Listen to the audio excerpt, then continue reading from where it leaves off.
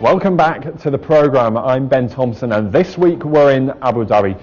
Now, in business, they say it's often about who you know and not just what you know. And in the male-dominated business world of the Middle East, that can leave many women excluded. And so it prompted two local entrepreneurs to set up a networking event open only to women to share ideas and to navigate the recession together. And this week they opened their doors to men for the first time. And so I went along to meet some of the guests and find out whether there really is safety in numbers. When I set up my own business, I had a friend who set up her business at the same time, and we were fortunate because we had each other to talk to swap the information and the advice together with each other.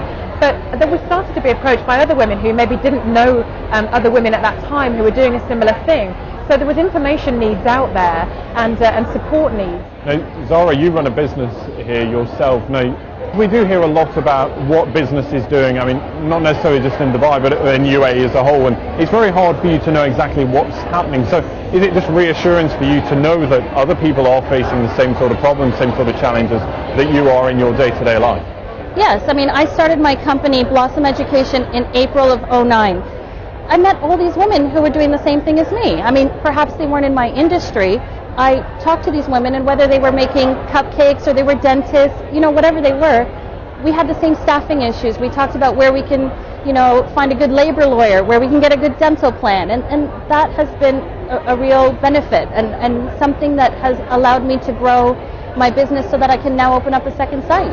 Now, I suppose you could say that business in the Middle East here is very dominated by men. So the creation of this event for you was all about getting women together to know what was happening with business.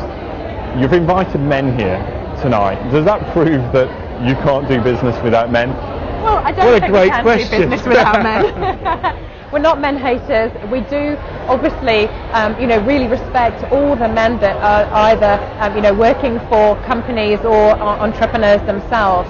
But we've been approached actually by a lot of men asking if they could join. We want to be able to show the women that, you can network very comfortably with men, and that this is our first step in sort of showing them how to do that and really facilitating it. So we still are predominantly a network for female entrepreneurs. That will remain our key focus.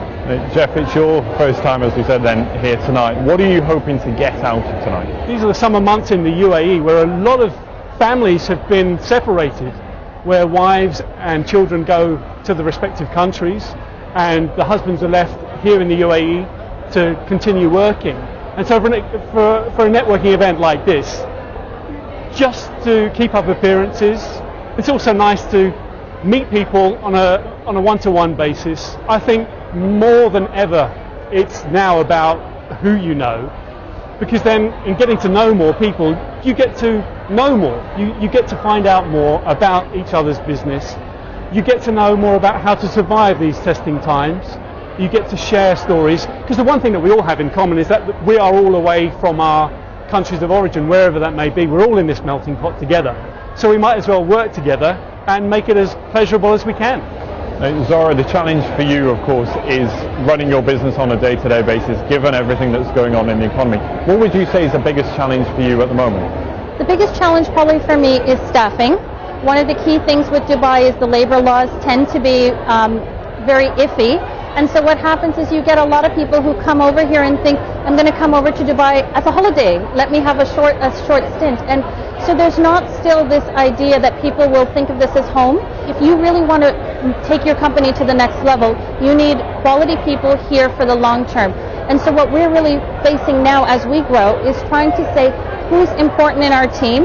How can we motivate them to think of Dubai as a home, as a place not just for a one-year stint after college or, short break, but really to think of it as a positive career move. And I think that is something that we're working on different ideas, but that is definitely my biggest challenge. Some of Dubai's small business owners speaking to me earlier